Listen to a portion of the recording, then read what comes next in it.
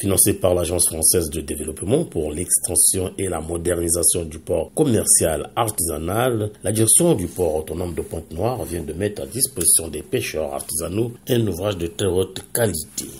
Il était question de sortir les pêcheurs du port commercial pour créer un port moderne de pêche. Mais en même temps que l'on a prévu ce port de pêche moderne, industriel, il a fallu penser aussi à ceux qui sont déjà en train d'exercer cette pêche au niveau artisanal. C'est pour ça que nous avons été instruits par le gouvernement pour construire cette abondance. Les travaux avaient été confiés à l'ICTFH, avec ce enfant. Et aujourd'hui, nous sommes très satisfaits de constater que les travaux ont été réalisés selon les règles de l'art. Une belle illustration du partenariat entre le Congo et la France. Voici un projet qui vient de voir le jour au travers d'un financement de plusieurs milliards de francs CFA. C'était un projet qui était ambitieux. On voit aujourd'hui que cette ambition, elle est récompensée après des efforts, évidemment. Moi, ce que je note aujourd'hui, c'est la finalité, évidemment, de l'utilisation directe pour les pêcheurs. Il va falloir qu'il y ait un travail d'appropriation de ce nouvel outil pour eux. Ce nouveau appontement, il est surtout pour sécuriser justement le travail des pêcheurs. Je me souviens très bien qu'il y a eu de nombreuses réunions participatives, encore une fois, avec les associations de pêcheurs. Aujourd'hui, on les revoit. Aujourd'hui, on écoute effectivement les petits ajustements qu'ils auront à faire aussi eux-mêmes, encore une fois, pour ce travail d'appropriation. Moi, je me souviens aussi que cette réalisation aujourd'hui, elle s'inscrit, comme monsieur le directeur général l'a dit, dans une mise aux normes, un projet plus vaste de mise aux normes, de mise à niveau environnemental du port, pour des raisons de préservation de la ressource halieutique, pour la propagation volaise. Et donc c'est aussi un dispositif pour préserver la ressource halieutique, pour lutter aussi contre la pêche illicite.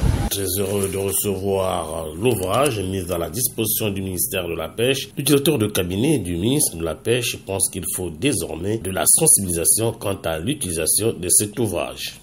C'est une bonne chose pour eux d'avoir cet outil. Donc il nous reste beaucoup plus à les informer à son utilisation. Parce que ça c'est nouveau pour eux. Il faut quand même peu de pédagogie pour qu'ils puissent utiliser normalement cet outil. Parce que c'était anarchique pour les pilotes. Ils venaient s'accoster sur le sable. Mais là, c'est quand même plus technique, plus normalisé.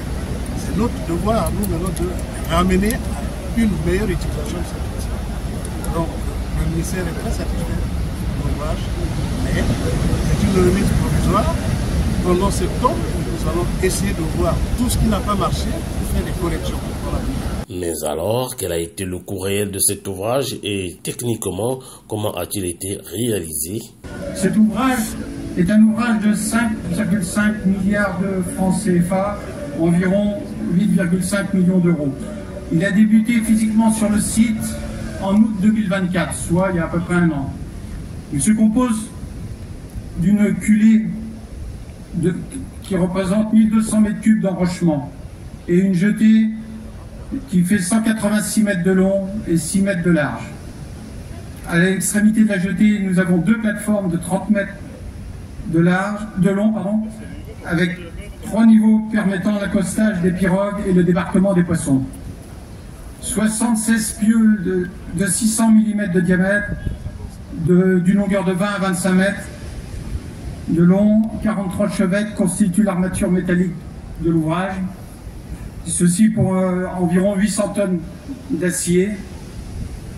Et par-dessus, il y a 120 dalles de béton préfabriquées qui représentent en gros 400 mètres cubes de béton. L'ouvrage est équipé de 16 défenses, 18 échelles, plus 4 pour les plateformes, 24 bollards d'amarrage, 4 bouées, un feu de signalisation à l'extrémité et surtout 2 palans de 250 kg qui peuvent lever jusqu'à 6 mètres. Les travaux se sont déroulés sans accident. Les essais préalables à la réception ont eu lieu le 11 juillet, puis le 18 juillet. en présence des parties. À cette dernière date, quelques réserves ont été relevées, mais la MOE note que ces réserves ne sont pas de nature à empêcher l'exploitation de l'ouvrage. Aussi, la MOE que je représente aujourd'hui propose à la MOA de prononcer la réception provisoire avec les réserves listées qui devront être levées dans un délai maximum. Il ne reste que la remise officielle de ce quai pour que les piroguiers accostent désormais sans voir leur pirogue se renverser avec tous les produits de la pêche comme par le passé.